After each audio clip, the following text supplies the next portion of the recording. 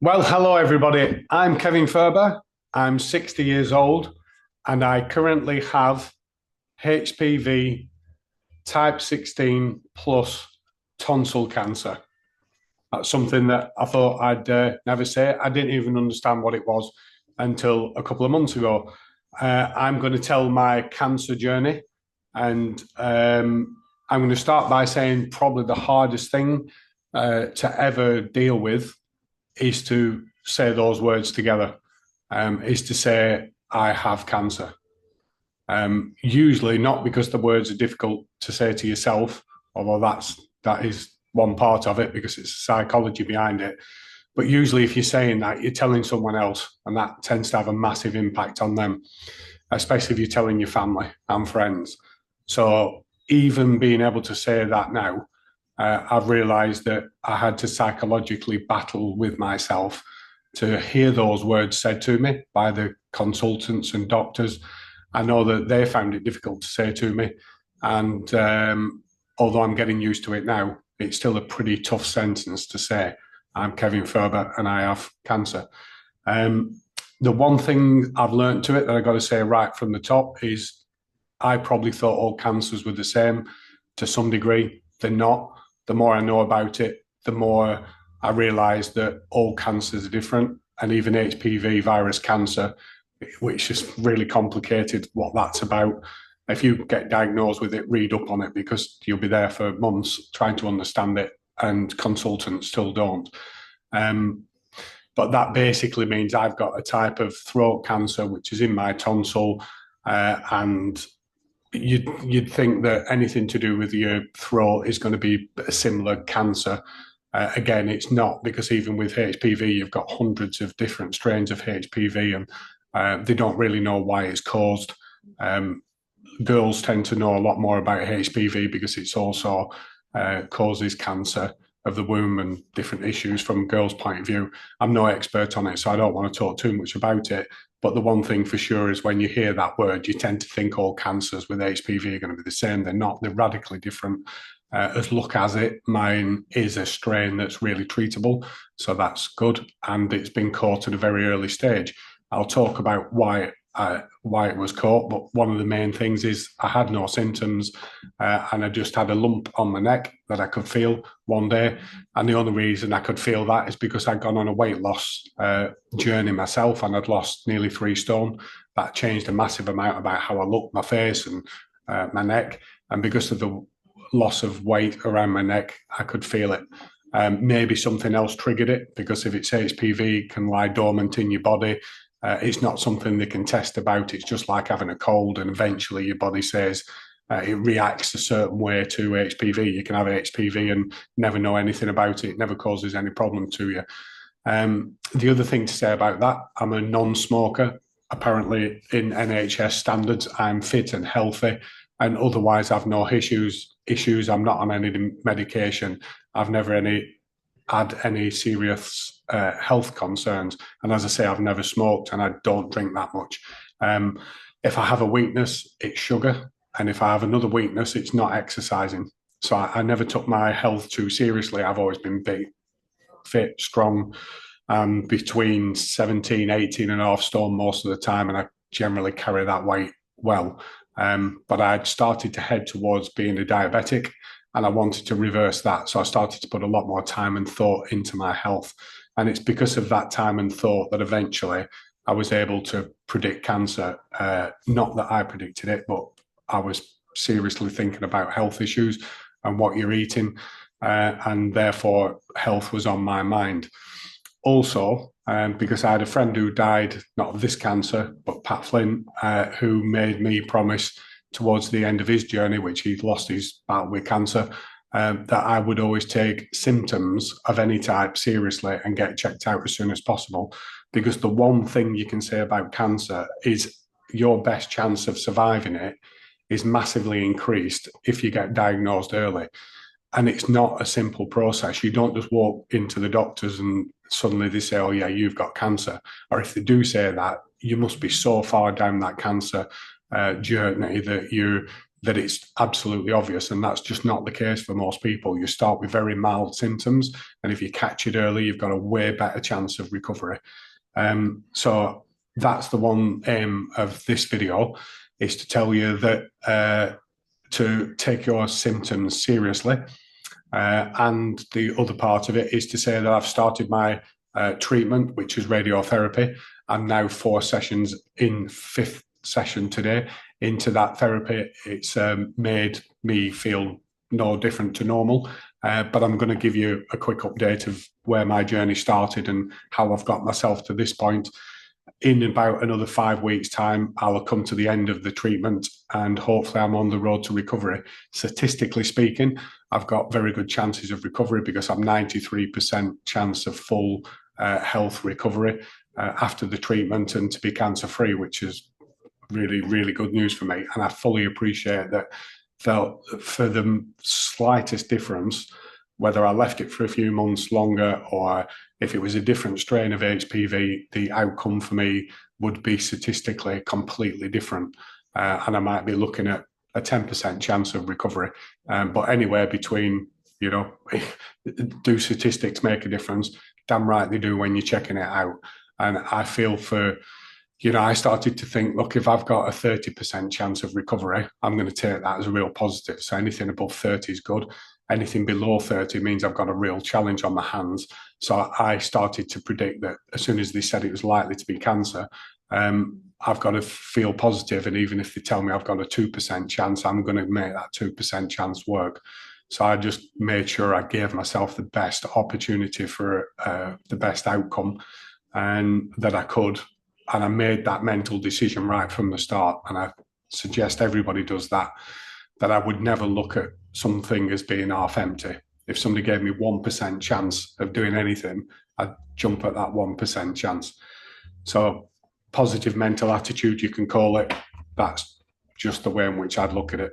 But that's not to say there haven't been sad times and some pretty shocking times, because I'm only human. And yeah, some of those things, if you're going on a journey yourself, I'm going to share my story because I watched lots of things on the internet that really helped me understand what was going on, and to see the emotion of other people helped me. So I'm being emotional now, whether you can tell or not. This is a tough thing to talk about, but I want to pay goodwill forward because I watched an awful lot of videos from other people and all of them gave me strength. So yeah, thanks for everybody that did that. Right, so where did the journey begin? The journey began because I wanted to lose weight. That was towards being a diabetic, and I wanted to reduce diabetes, which you can do through diet and through understanding about diet. I think I'm an intelligent person, but I didn't know enough about this stuff. And I'm not showing you this because I'm endorsing a product. I'm showing it because what you shove into your body makes a massive difference in the end. And the more that you know about good health, the more that you know about this stuff. The more that you start to learn about good health, you realize that people have put a lot of time and effort into knowing what the human body needs to be able to be healthy. And I paid no attention to it. I'll quickly say that my current belief is that saturated sugar is the root of all evil. I was an addict to that sugar without realizing it. And what made me realize it is because I started on the dieting pens. So my pen of choice was Monjaro, however you pronounce it, Mounjoro. I'm reading it from a website which is called Newman. And that's a website I've been engaged with for a couple of years for all sorts of reasons. But basically, they do blood tests. So I started doing blood tests with Newman because I was getting towards being 60 years old and I wanted to know if I was healthy. And people would recommend food intake, supplements, taking things like good vitamin D. That's potentially a lifesaver. COVID brought all that up. In fact, I haven't had them today, so I'm going to have 2 vitamin D tablets while we're talking. Yeah, because of COVID, I paid a lot of attention to what was going on with COVID and what was real or not, or whether COVID jabs were good or bad. I got my own views on that. I did take the jabs. There's lots of reasons why I would say I wish I didn't. Um, but let's not go down that rabbit hole. But I did put a lot of thought into what's going on with health. I started those blood tests 2 years ago because probably, I knew I was overweight. I knew I had to do something. I didn't realize I was a sugar addict. I started to do the research on pens and how that might change your weight. I started to understand that you get those type of pens given to you as on your diabetic journey if you become a diabetic by a doctor. So I thought, well, what better thing can you do to take that privately, pay for the pen, do a weight loss campaign, and see if you can avoid being a diabetic altogether? Because the very last thing you want to be on really is statin.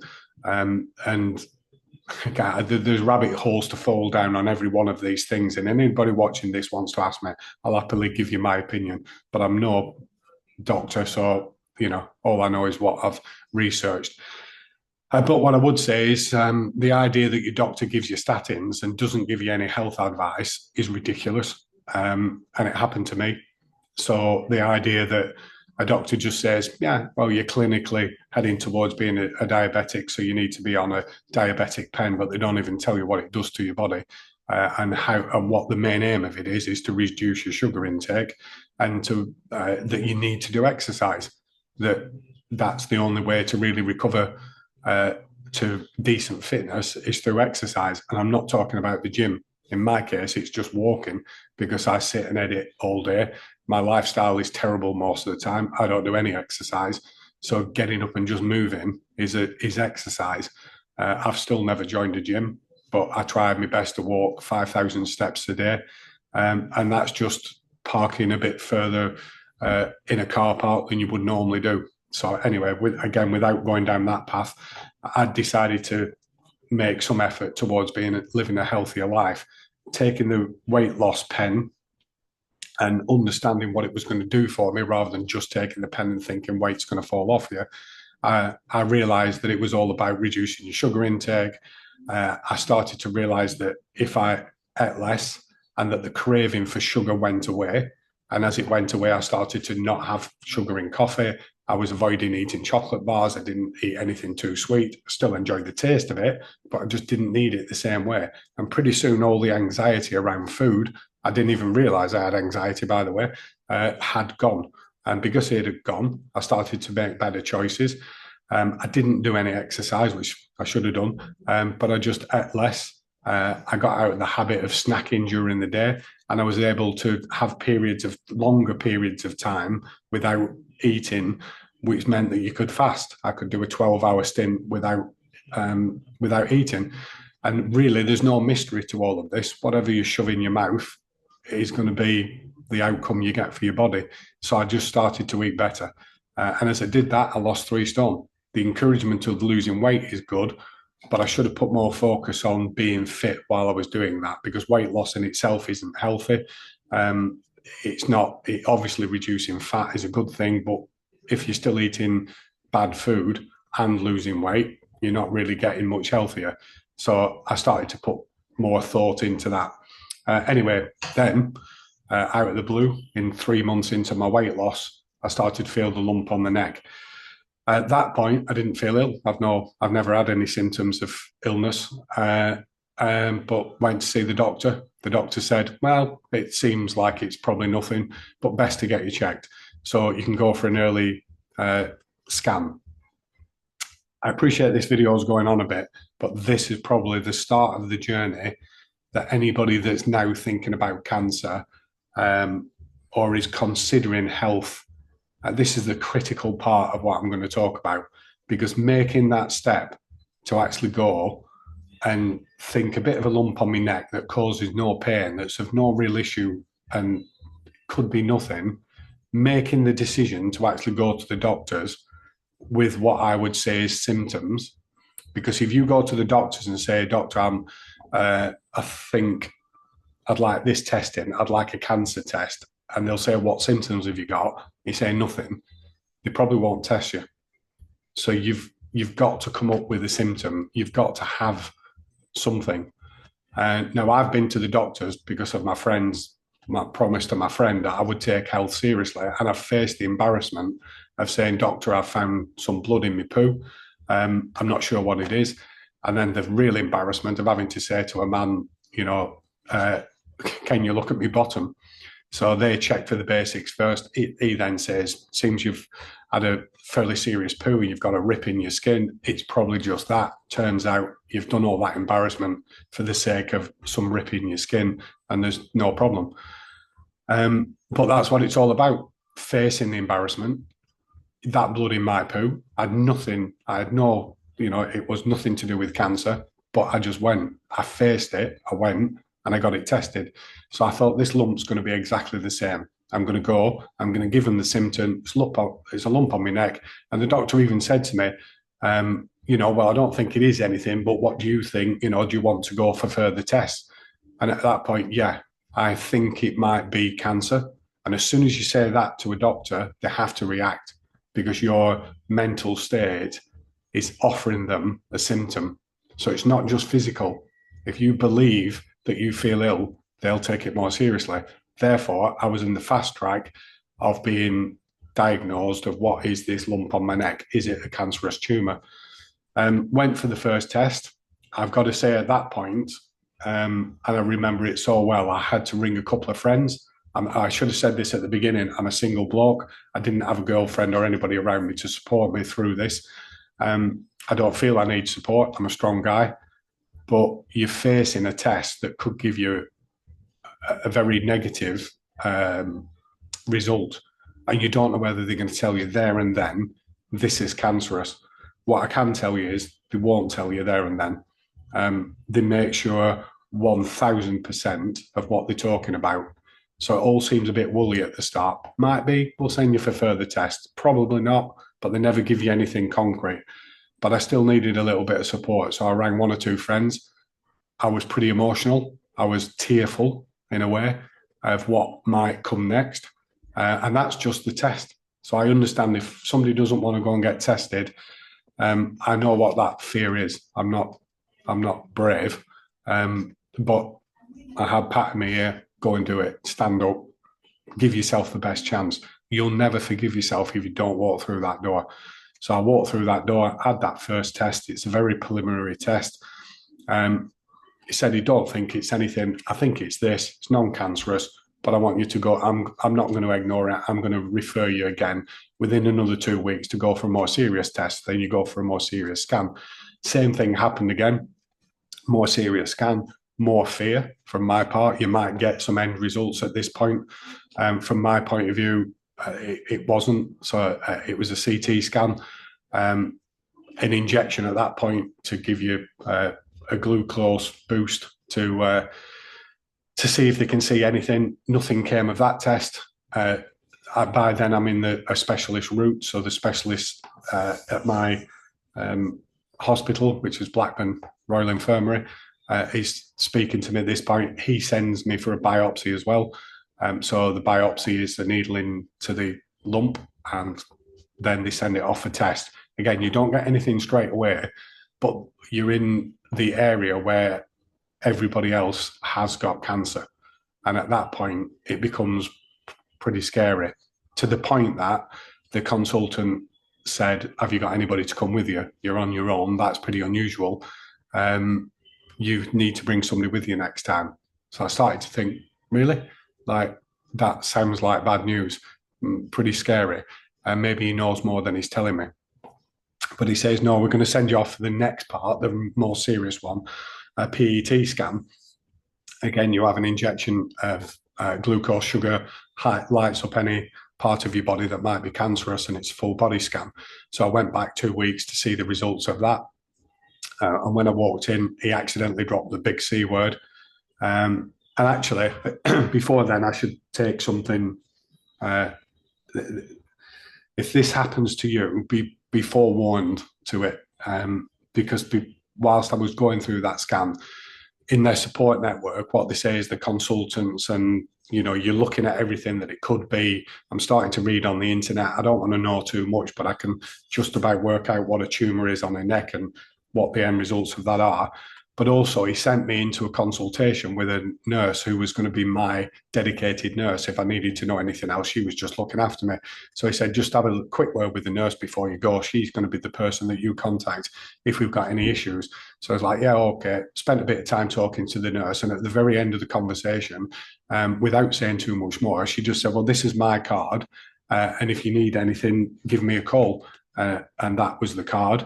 And then she turned it around, or I did, and it said Macmillan on it. And if you know what that is, you'll shit yourself, as I did.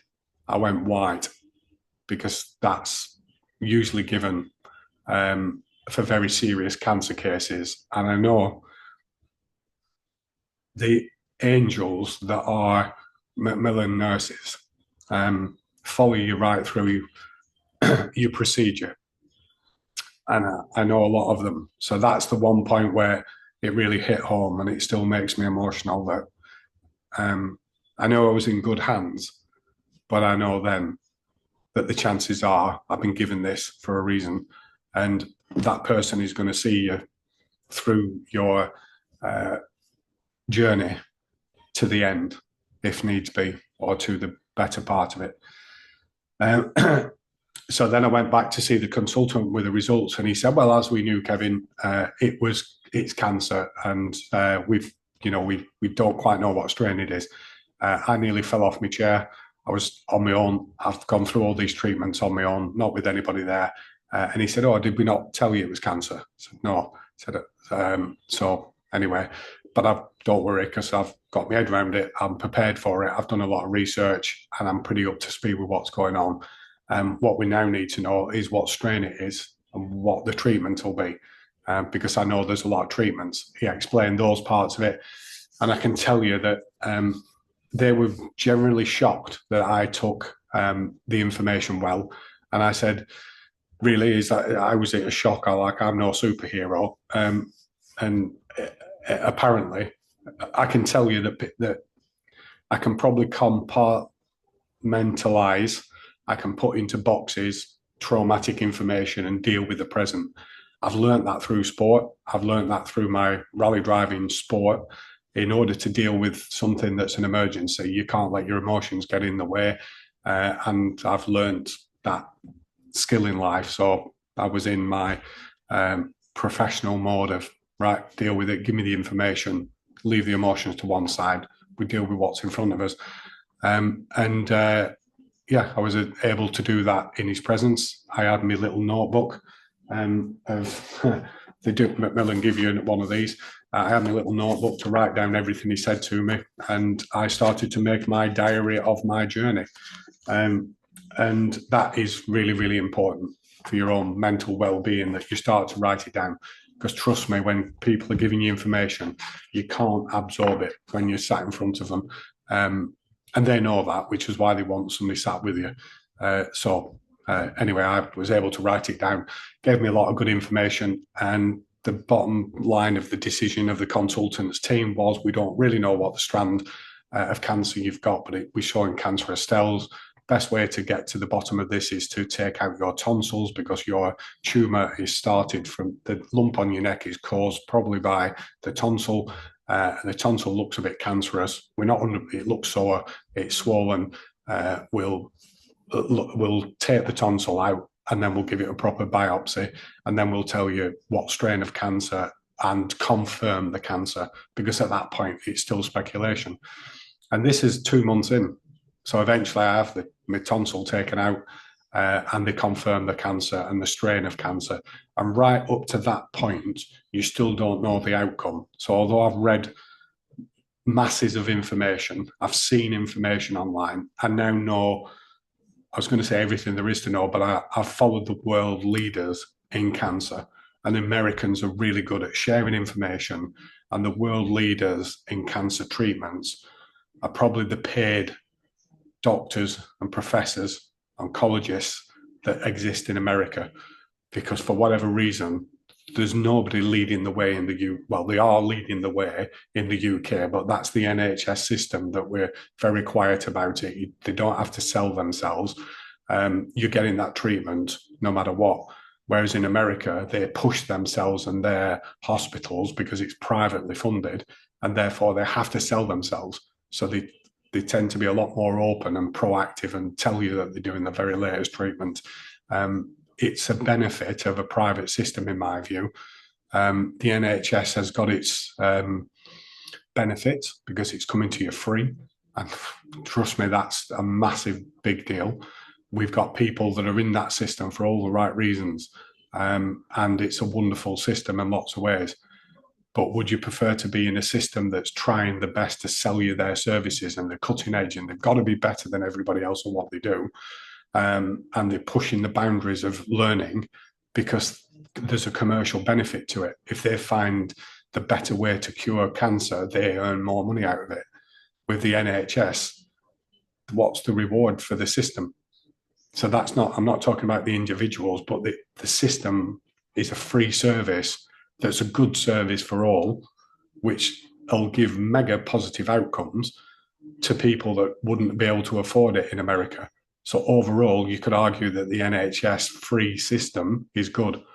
But when you come to cutting edge technology, I don't, like, I'm a businessman. I understand the benefits of the commercial hard nosed world that is America's system. And if you've got money, you're going to get better treatment. I can't see how you can't. If you don't have any money, you're going to be better with the NHS. But if you've got money, I think it's obvious where you would spend your money. Anyway, I don't have any money, so I'm in the NHS system. I'm trying to make the most of it.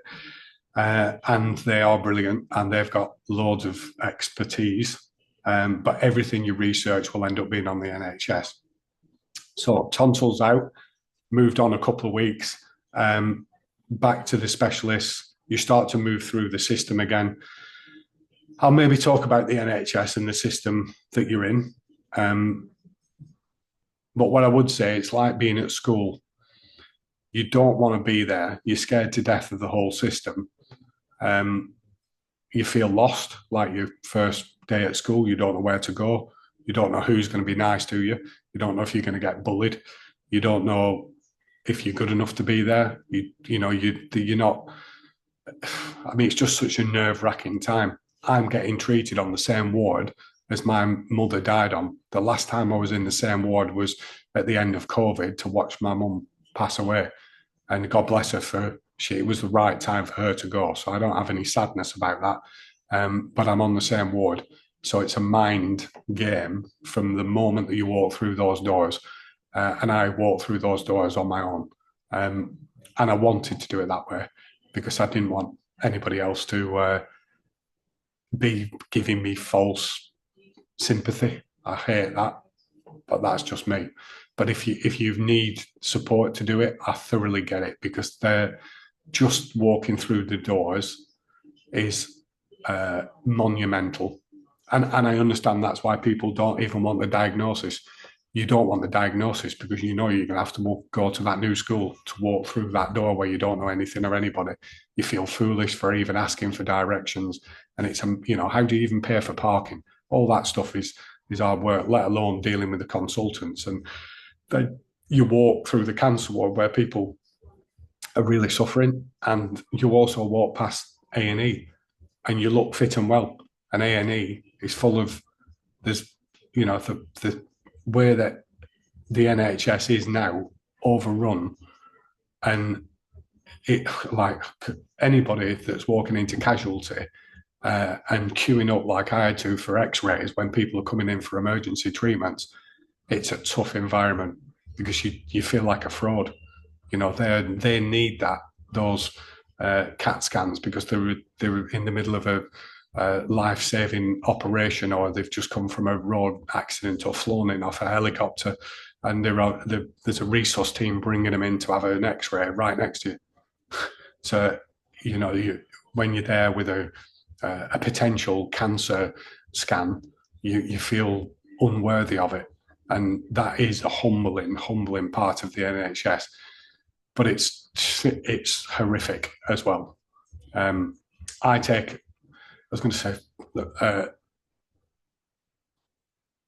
Horrific, but we should all be made to watch it and see what it is, especially anybody that criticises the NHS.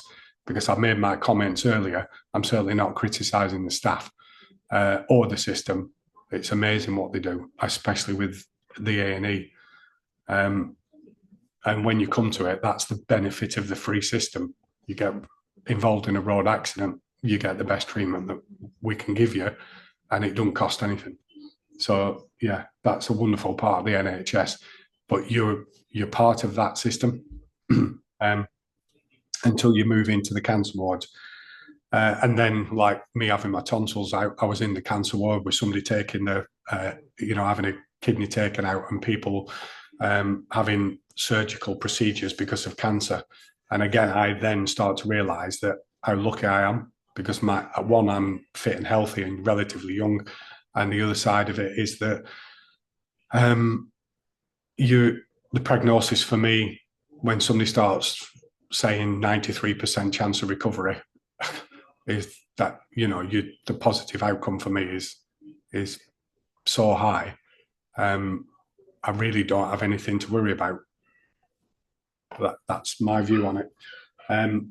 With that in mind as well, the final part of my consultation is the radiotherapy. So my treatment, I almost feel I should do a different video on this, but if you've got this far, you've got this far for a reason. So I'm just going to show you that, and again, this isn't for everybody, because at this stage, you're talking about, okay, you've got cancer, we can diagnose what it is. For me, it's HPV related. I've learned that there's no point saying what mine is. I've told you, but there's no point making a big deal about it, because it happens to be a very treatable strain. And I don't want anybody to feel depressed if they're not. I would have taken 30% odds of recovery. And the vast majority of any HPV is that and more. So HPV is very treatable generally.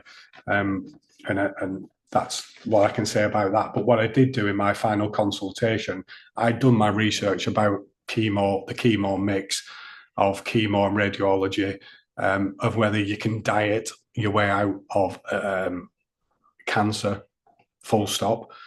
Do we actually need chemo anymore? Do we actually need radiotherapy? What's the long-term consequences of it? And of course, you need to speak to your consultants. For me, and the type of personality I am, I put an awful lot of research into it.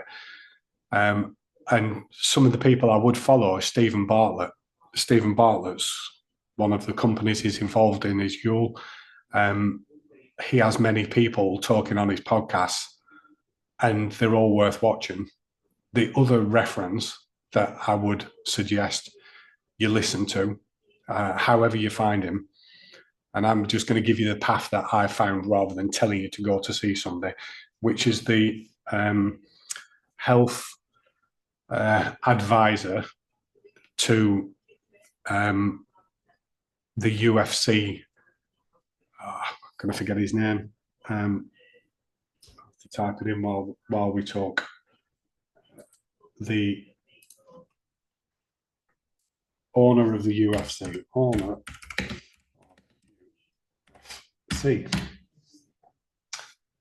Dana White.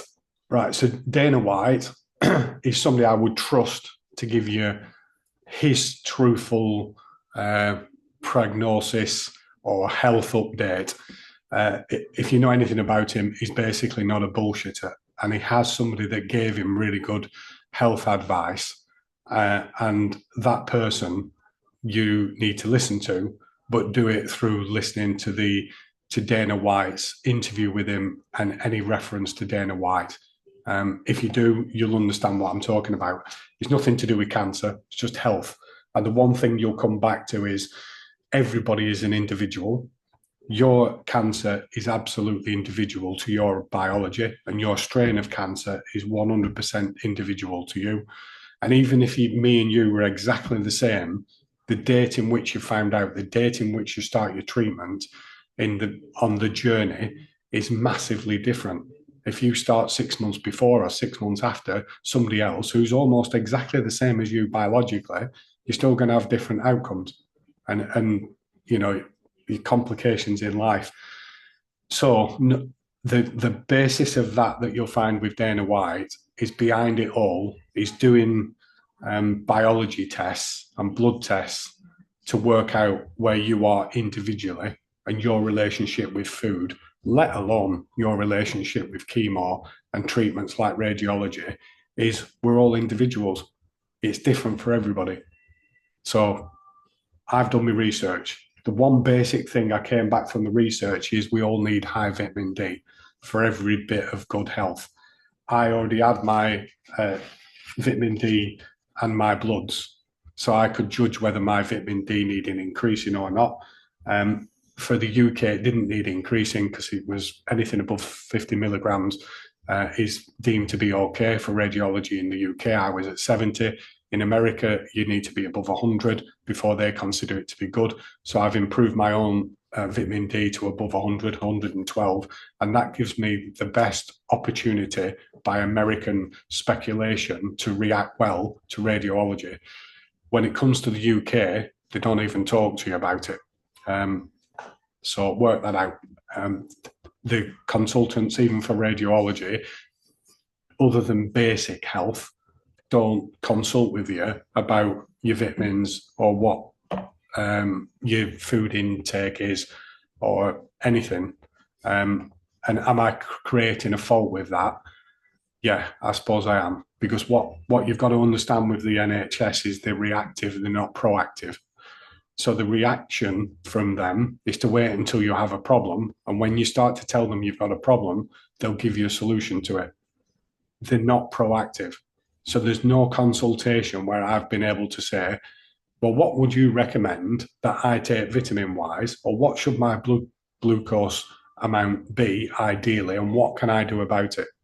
Because the vast majority of the time they'll say, well, that's for another consultant, that's for the dietitian's team, that's for somebody else, because you're in a conveyor belt and everybody in the NHS does their thing, from the receptionist to the consultant. I've got two consultants. One is a consultant on the radiology. The other consultant is the person who decides if you need radiology. And then the surgeon that dealt with my tonsils is another surgeon altogether.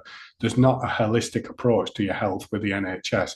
It's a conveyor belt, and that's probably got some really good elements about it. But like the person giving me the radiology, I've already seen 3 different teams, and they all give it you. Obviously, it's a set path that you're on, but my specialist only sees me once every couple of weeks, and he set the treatment. And unless there's something wrong, I won't see that person. In America, it's quite different because somebody's paying money, the insurance is paying money, and if they can make you recover quicker at less cost, they're looking for that opportunity every single time. So, I mean, you could argue that they're looking also to maximize the amount of money that they're going to receive for your healthcare. That is one argument, but you can basically trust that when they're looking to give, say, £50,000 to get you to recover from cancer, they're looking the fastest, most efficient way they can make that happen. With the NHS, you're on a conveyor belt. So then nobody's looking for the most optimal output for cost for that treatment for you. Once you're doing that treatment, nobody's considering the cost of it. Or if they are, they're certainly not sharing it with you as a patient. And actually, if they are, what they're trying to do is sign you out of their system as early as they can. So work that one out yourself. I don't want to say too much because I'm not critical of the NHS. It's just obvious you're in a system. When you're in that system, one of the best things I did is questioned, why are we doing this? Is there an alternative? I'll do a quick thing about why, and I'd do this on a separate video, in all honesty, about the confidence I have in asking why. But when I did ask the why of the last radiology consultant, and I said I didn't want to do chemo because I'd done my research, he then gave me all the NHS papers to read, which was quite an unusual thing. He said he doesn't usually do it because people don't read it. So I could tell you the outcomes of various tests that people have done. And they are, it's public access information. And it's of a group of, on this case, I think it's 72 different patients similar to me going through treatments with or without chemo and what difference it was likely to make. And the more that you read into it, for me, with my strain, I didn't see enough benefits coming from additional chemo treatment. So I chose not to have it. And my consultant agreed. And the surprise to me was the consultant said he's not there to recommend, he's just there to suggest. It's down to the patient to choose. And an awful lot of patients don't do the research. If you can't do the research, I understand it, because it's mind-blowing to read that information knowing that you could be one of the negative stats. So when you start to read this, you realize that some people didn't make it. So it's not easy reading. But having, in fact, I'll be fair, this one, everybody did make it. But of course, when you're reading something like 10,000 people were reviewed, well, one person's not going to make it. So your glass has got to be half full when you read the information. And mine was. And I was reading that information thinking, well, how many people survived and who were the most positives? And I'm going to be in that group. So what is it that person did that gave them the best opportunities? And if that means high vitamin D, doing regular bloods, you test privately, doing exercise, taking less sugar, what is it that, better diet, what is it that gives you the best opportunity? Then I'm tuned into it and I'm doing the best I can do. And hopefully that's how you feel about that. If you've got this far, what I actually did to get through the treatment, I'm only 4 or 5 days in. It's not impacted on me yet. My plan is to keep up my high vitamin D. I'm walking more every day, trying to do at least 5,000 steps, which doesn't sound much, but it's quite high for me. I'm eating better than I've ever eaten.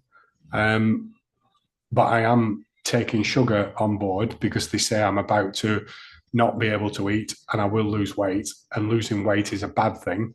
The reason being that, well, your body strength to fight the radiotherapy is critical for your end result.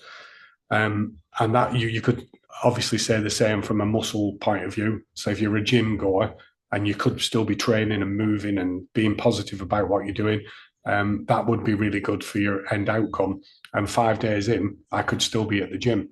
And I'm still doing everything I'm doing, but, I'm not overdoing the gym, but you could be if that's you. The very minimum I'm doing is preparing myself with boxes of this stuff, because it's full of the essential nutrients that you need, and protein. And I'm not a health freak, but I know enough about it now that every one of those vitamin D's, A's, C's, everything's in that drink. And if all I ever do every day for the next month of treatment is have one of these a day, I'm in a far better place than I would be if I wasn't. Did anybody tell me that in the NHS? No. Would they tell me that? Some of them don't know because it's just not their deal. The one who did know the most was my dentist in the NHS, and she didn't understand about don't eat sugar. But that said, the guys are telling me that the biggest thing of all is don't lose weight. The face mask that's over you for the treatment, that needs to fit perfectly. And if you lose weight around your face, that needs to be reconsidered because it's obviously millimeter perfect when it's giving you the radiology. The other thing I'm going to finish this video on saying is the start of the treatment was going to a place for me called Rosemere in Preston. And the idea that, again, for your first time, you're turning up for a cancer ward. I'm going to do a different video on this because that is a mixture of horrific and brilliant, because you go into a part of the hospital that isn't A&E, and everybody there knows the journey that you're on, including all the other patients, and everybody's so nice.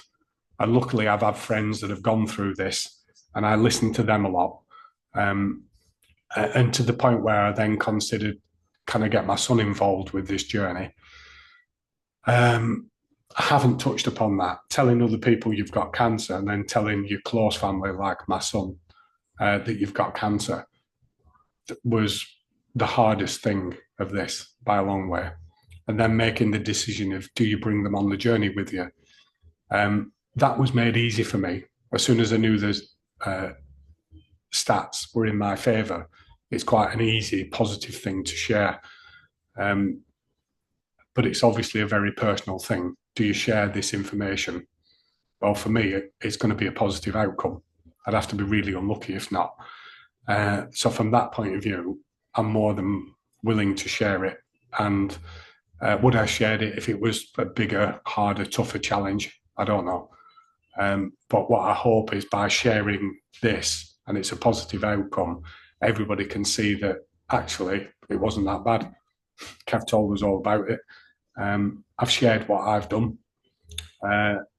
Yeah, and I can't really give advice about whether you should tell your children or not, or, you know, do you want to be going to these the scan environments by yourself or with someone? I can see it both ways. But I'll tell you, I did it. And was it right for me to do it on my own? It just felt right. Just felt that it was something that I was happy to do on my own. Was it easy? No. Has it massively affected the work in which I do? Yeah, because there hasn't been 1 minute of every day since going for the first cancer scan that I haven't been worried about it. But I'm not the worrying type, so I've put that information in a box and carried on doing what I'm doing. But my brain is still going back to, yeah, you're planning your holidays, but what about this? You're thinking about, you know, making a will and putting your house in order. And then because there is a potential serious side to what you're doing and things you know you should have done anyway, but now they're really important. So you have those conversations, but you can't let them overpower your life. And that is something I'm going to cover in a different video, because I think I can do a quick, snappier video about being self-employed and running a business and mental positive thinking. Yeah, I'll be able to make a video that might be useful to people. But this video is probably for people that are not starting out on a journey, but are in that first 2 months I had of testing. And that's roughly where I think I've taken you with my story. That I've had my private blood tests, I've taken it seriously, I've done my research. I've not expected too much from the NHS. I haven't leaned on them at all. I've hardly asked them anything. I just get them to confirm what I already know. And I already know it because I've researched and because I'm speaking to people. Luckily, I've had friends who have gone through similar. I don't put myself as being, and you know what? I ask why, and I'm willing to listen. And listening is the hardest thing to do when your mind doesn't want to hear that information. But for every person that I've told, and for every person I've been brave enough to say I've got cancer, and each person that I told responded to it positively without crumbling and crying, then for those strong people around me, has helped me carry on. And that includes my son, who was upset at the beginning because his mother was upset. But when he was with me, he was strong and he understood it. And I feel privileged that I was able to share that information with him and take him on my journey, because overall he'll be so much more of a rounded person. And I'm able to keep working with him on that. And I feel that was a brilliant situation to be in, rather than hiding information. And maybe somehow you had to break bad news when it is bad news. At this point, it's not bad news for me. So we're just on a fun journey of life and realizing that that we're all mortal, that there is an end to everybody's life, and enjoying it while we're here is more important than worrying about when it ends. So I think that brings me to the end of this video. I don't know how long it is. However long it is what it is. If you got to the end of it, well done. It's just a moment in time for me. I watched some people's videos. I jumped in and out of them. You're not able to watch them. I hope this is positive. It has been positive for me, and I've tried to make it really clear that it's good to have friends around you. Clearly, I don't know if I've said it enough, but a positive mental attitude where you can put trauma, bad news into a box and still carry on and still be focused is really important. I was able to do that through my profession, through my sport. I've understood how to do that. So hopefully you can, if you don't already do that, you can learn how to do it. Maybe there's people online that are specialists in dealing with positive mental thinking. I had that skill set anyway. The skill set I didn't have was learning all about nutrition, food, and what's good for you. But I'd started it with the dieting. And yeah, if you've got to this wondering about health because you're 60, you've had a fairly serious listen. But sugar is the root of all evil. And if you don't know you're addicted to it, try not having sugar in anything that you eat. That includes white bread, carbs, even try and avoid fruits. You don't have to. I'm just saying try and avoid it, and then you'll realise how addicted to it you actually are. Of course, some sugars are saturated sugar, white sugar that comes in a box or you sprinkle on things is just bad for you. When it comes to fruit and sugar, some of those sugars are okay. And when you get into that knowledge level, you'll realise that purified sugar of any type, even if it comes from fruit, is not good. But some sugars like strawberries in porridge, as long as it's natural oat porridge, is actually a good thing. That's okay. So there are some things that are good for you, but yeah, thinking about diet is good. And the one thing I'll maybe leave you with is you can reverse bad health. I've yet to give the end outcomes of all my bloods, but in another 3 months, hopefully, I won't be a diabetic, which technically speaking I was. I will be cancer-free, obviously with the help of radiotherapy, not just food, but I'll be 2 stone at least lighter than I was. My body fat index will have improved, and hopefully I will keep up some amount of exercise.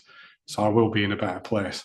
And mentally, I'll have learned to have the strength to overcome difficulties in life, including facing your own mortality, which I've done before. So that's in sport terms. So that's the end of this video. Thank you for watching. If you've watched it, if you have watched it, you're on some type of journey of your own. So I have no words of advice other than I was very comforted by watching other people and their journeys, and I could see the pain they were having. And yeah, I'm not underestimating the journey I've been on. It's tough's the wrong word. It's emotional, but I'm emotionally strong, so I know I can cope with it. You might not be as emotionally strong as me, and if that means you have to seek comfort and share that with other people, of course that's what I did. Some friends came out of the woodwork that was so important to this journey of mine to help me with strength. And like I say, one of the things I did is by having my son around me, I don't need to lean on him, but I want to be the best dad I can be. So to show off to him, I proved to him that I can do it. I wanted to show off that we can, look, son, this is how you can deal with anything that comes your way. Your dad will show you how it's done. So having somebody to show off to me was so important, which in a way is a bit like this podcast.